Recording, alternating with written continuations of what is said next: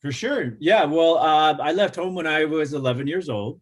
And so I got my first felony when I was 10 years old, which was weirdly enough for throwing rocks at a train.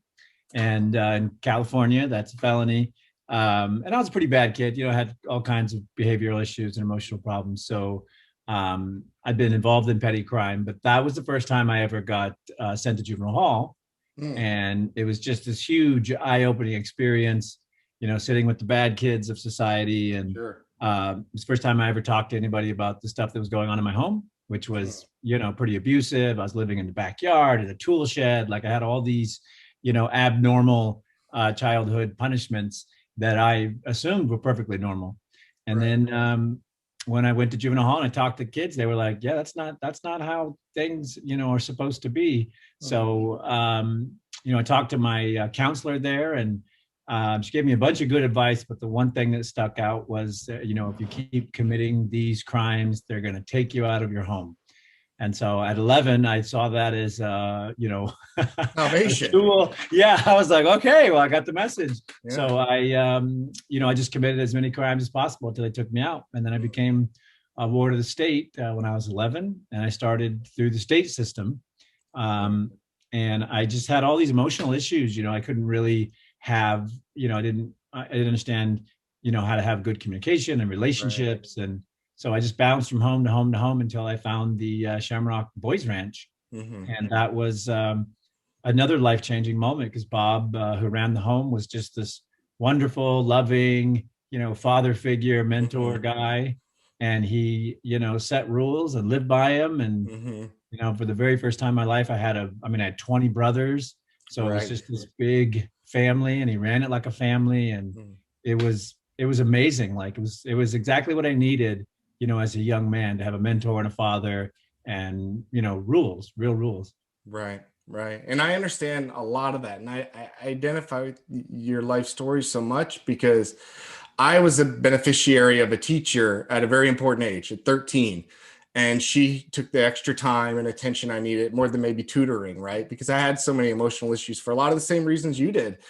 And without her, without that mentorship, I wouldn't be definitely the guy I am today, but I wouldn't be anywhere. I couldn't imagine, I hate to imagine who I'd be.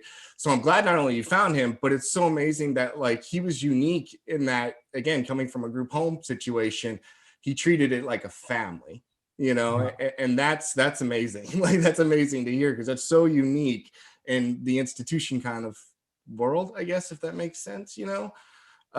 So was it Bob that encouraged you to fight? Or, I think it was maybe a conversation he shared with you about options or something like that. It was a Yeah, really cool yeah, yeah. anecdote. Well, yeah. So I was in this home for a couple of years, and I eventually got in trouble and Hmm. taken and sent to another home, and then another home, um, and then I wound up in prison. I mean, I just kept going Right. until I was finally in prison, and I did 3.5 years in prison from 18 to almost 22, and Bob stayed California there. too.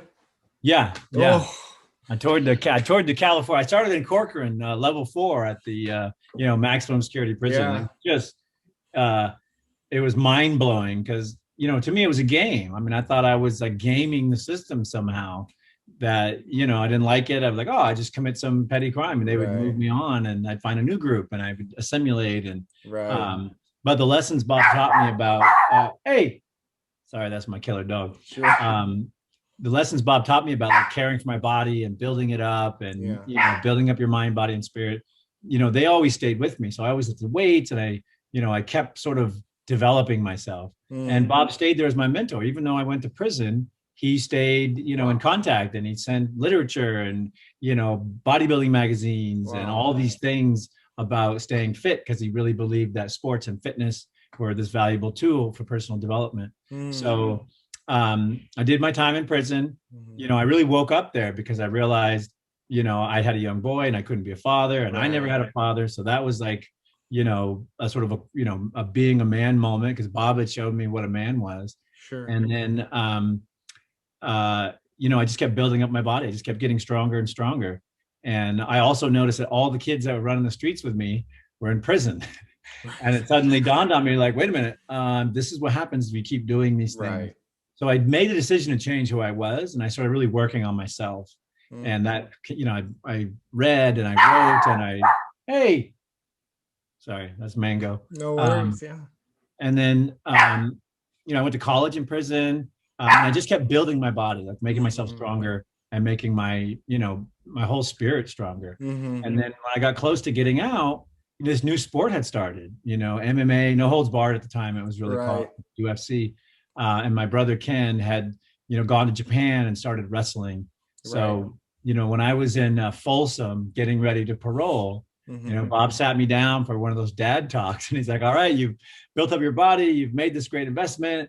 There's this new sport and it's kind of like wrestling. That's how he sold it to me. And then there's another option. There's stripping. Your brother made a ton of money in stripping, and so I want you to commit to one of these. I was like, yeah, okay, let me think about it.